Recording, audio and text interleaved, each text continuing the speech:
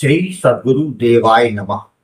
भाइयों बहनों, भगवत मार्ग पर चलने वाला जीव जब भी समस्याओं से घिरता है तो कभी कभी थक जाता है, रो पड़ता है, डगमगा भी जाता है, लेकिन टूटता नहीं। क्यों? क्योंकि वह जानता है जिससे उसका संबंध है वह कोई सामान्य सत्ता नहीं, स्वयं दीन दयाल भगवान है। जब जीव पूरे भाव, श्रद्धा और विश्वास से प्रभु को पुकारता है तो वह पुकार व्यर्थ नहीं जाती।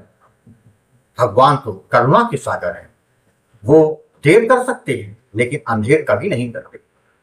जिस दिन उनका मन डोल जाता है उसी दिन सारा जीवन बदल जाता है। सारी समस्याएं, सारी पीड़ाएं जो बरसों से जीव को तोड़ रही थी एक पल में ऐसे मिटती हैं जैसे अंधेरे में दीपक जलने पर अंधकार पल भर में भाग जाता है। इसलिए यह दास कहता है, अगर रोना ही है तो इस बेरहम संसार के आगे मत रो। यह दुनिया न तुम्हारा दर्द समझेगी न मरहम लगाएगी। यह तो तुम्हारे आंसुओं पर हंसेगी और तुम्हारी व्यवस्था का मजाक बनाएगी। अगर कुछ कहना है तो केवल अपने आराध्य से कहो। अगर रोना है तो बस उसी के चरणों में रो, क्योंकि वह अकेला है जो तुम्हारे एक अश्रु से भी हिल जाता है। याद रखो, भगवान को 56 भोग नहीं चाहिए, उन्हें चाहिए बस भाव।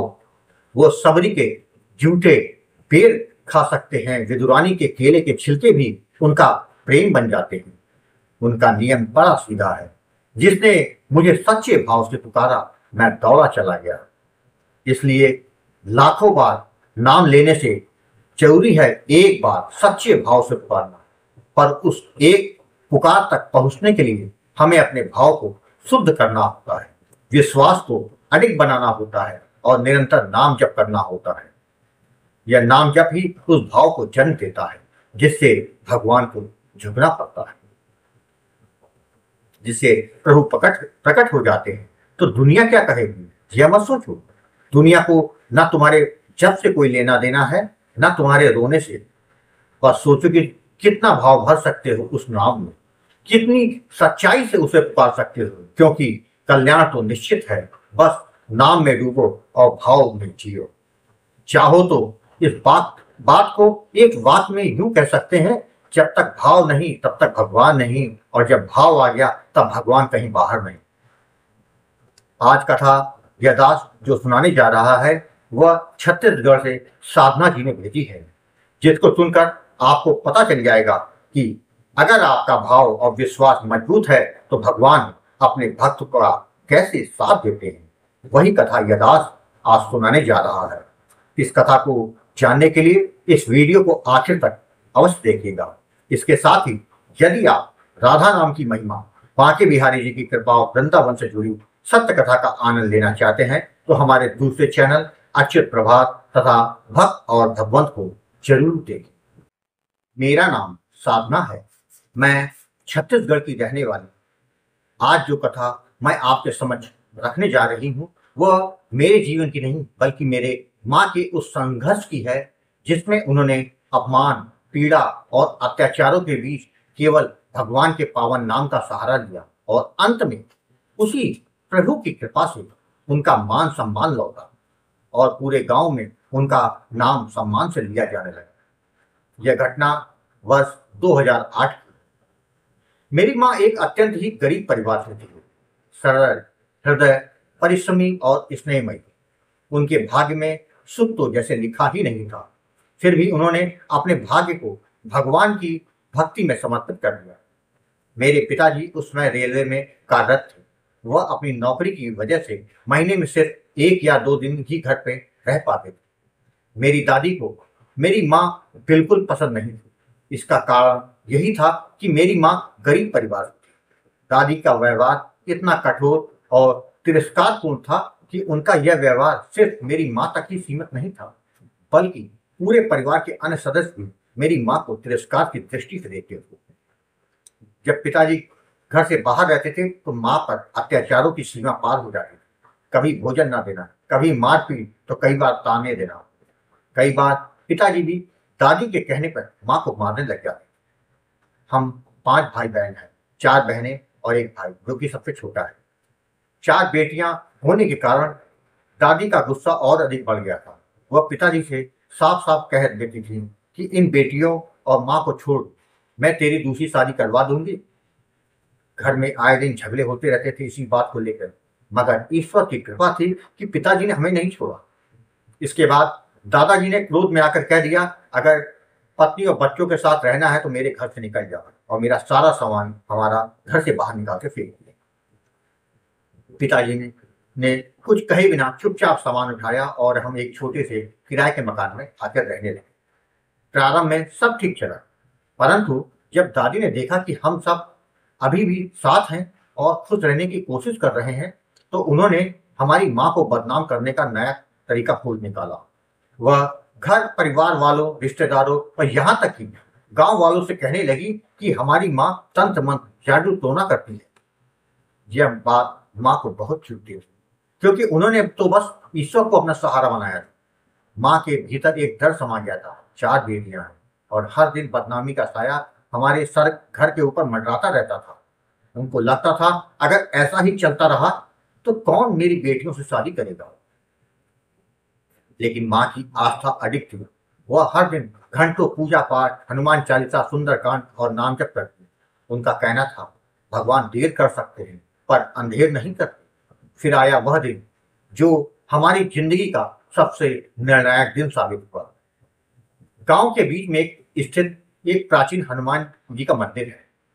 वहां पे दादी जी ने पूरे गांव वालों को बुलाया और उनके सामने मेरे पिताजी से कहा, आज फैसला होकर रहेगा, तू अपनी पत्नी को लेकर आ। मेरे पिताजी माँ को लेकर आ गए। यह सुबह 9 बजे की बात था। गांव के लोगों के बीच एकत्रित होकर दादी ने माँ को चुनौती दी, अगर तू सच्ची है तो हनुमान जी के सर पर हाथ रख के कसम खा कि तूने कोई मुझ पर जादू टोना नहीं किया है। मैं भी कसम खाती हूँ कि तूने किया है और तू मुझे मारना चाहती है। अब फैसला भगवान करे। मेरी दादी ने हनुमान जी से भी कहा कि भगवान, यदि इसने मेरे ऊपर जादू टोना किया है तो इसे 24 घंटे के अंदर देख लेना, और अगर मैं गलत इल्जाम लगा रही हूं तो मुझे भी 24 घंटे के अंदर देख लेना। गुरुजी, सारे गांव वाले इस बात के साक्षी बने। गांव वालों के सामने मेरी माँ ने डरे बिना हनुमान जी के सर पर हाथ रखा और बोली, मैंने ना तो कोई जादू किया, ना किसी का बुरा चाहा। मैं सच्चे मन से भगवान की भक्ति करती। दादी ने भी हनुमान जी के सर पर हाथ रख के कसम खाई, पर उनकी बात पूरी होती उससे पहले कुछ ऐसा हुआ कि सब स्तब्ध रह गए। जैसे ही दादी ने हनुमान जी के सर पर हाथ रखा, उनके शरीर में जलन शुरू हो गई। उन्होंने चिल्लाना शुरू कर दिया, मेरे शरीर में आग लगी है, कोई बचाओ। वह वहां से भाग कर घर आए। फिर डॉक्टरों के पास गई, पंडितों के पास, और झाड़ फूक भी करवाया, पर कहीं कोई लाभ नहीं हुआ। सबने हाथ खड़े कर दिए। अगले ही दिन यानी 24 घंटे के भीतर दादी को लकवा यानी पैरालिसिस हो गया। उनके शरीर ने काम करना बंद कर दिया। वे ना बोल पाती थी, ना चल पाती थी, ना खाना खाना, ना पानी पी पाना। 6 माह के अंदर उनका शरीर पूरी तरह से शिथिल हो चुका था। अब उन्हें अपने कर्मों का पश्चाताप हुआ, परंतु तब तक तो बहुत देर हो चुकी थी। 6 महीने बाद उनका निधन हो गया। इस पूरी घटना के बाद गांव के हर व्यक्ति ने देखा कि मां निर्दोष थी। उन्हें जो बदनामी सहनी पड़ी थी वह सब एक झूठ था। हनुमान जी ने स्वयं उनके सम्मान को पुनः स्थापित किया। इस घटना के बाद हमारे गांव में उस हनुमान मंदिर की ख्याति बहुत बढ़ गई। लोग वहां श्रद्धा से सर झुकाने लगे, क्योंकि उन्होंने देखा कि राम भक्त हनुमान आज भी अपने भक्तों की रक्षा करते हैं। इसके बाद मेरे माता पिता ने भी संकल्प लिया कि जीवन भर ईश्वर के नाम का जप करेंगे और लोगों को भक्ति और सच्चाई का मार्ग बताएंगे। आज उन्हें नाम जप करते हुए 17 वर्ष से अधिक का समय निकल चुका है। वे नियमित रूप से हनुमान चालीसा, राम नाम का जप और सत्संग करते हैं। गांव के लोग उन्हें सम्मान से बुलाते हैं। नाम जप के प्रभाव से वे पूर्णतः स्वस्थ, निरोगी और तंदुरुस्त हैं। वे अब दूसरों को भी हनुमान जी की महिमा, राम नाम की शक्ति और सच्चे जीवन जीने की प्रेरणा देते हैं। मेरी माँ, जिन्हें कभी जादूगरनी कहा गया था, आज माई जी के नाम से पूजी जाती है। और यह सब भगवान हनुमान जी की कृपा और माँ की अडिग आस्था का ही तो प्रताप है। आज भी मैं जब भी उस मंदिर के सामने से गुजरती हूँ तो मेरा सर श्रद्धा से झुक जाता है, क्योंकि वहीं पर भगवान ने हमारी माँ को न्याय दिलाया था। जय जय श्री राम। भाइयों बहनों, भगवान को प्राप्त करने के लिए कोई विशेष प्रयास या आडंबर की आवश्यकता नहीं। यह केवल हमारे मन की शुद्धता, विश्वास और निरंतर ध्यान का विषय है। जब हम शुद्ध भाव से भगवान के नाम का जप करते हैं और धर्म का पालन करते हैं तो भगवान हमें अपनी कृपा से आशीर्वादित करते हैं। यही साधना हमें भगवान से जोड़ती है और हम जीवन के हर क्षेत्र में आंतरिक शांति और आनंद की अनुभूति करते हैं। भगवान हमेशा हमारे साथ होते हैं। हमें उन्हें केवल पहचानने और अपनी आत्मा को उनकी ओर मोड़ने की आवश्यकता है। आपको कथा अच्छी लगी हो तो कमेंट में जय श्री राम लिखना मत भूलिएगा, जिससे दास का मनोबल लगातार बढ़ता रहे और अच्छे प्रेरणादायक वीडियो आपको प्रस्तुत करता रहूं। आपसे निवेदन है, अगर आपके पास राम नाम का अनुभव हो तो उसको मेरे ईमेल पर भेज सकते हैं, जिस पर वीडियो बनाकर अपने चैनल में अवश्य प्रस्तुत करूंगा। ईमेल का पता और व्हाट्सएप नंबर डिस्प्ले और वीडियो के डिस्क्रिप्शन में दिए हुए। जय जय सीताराम।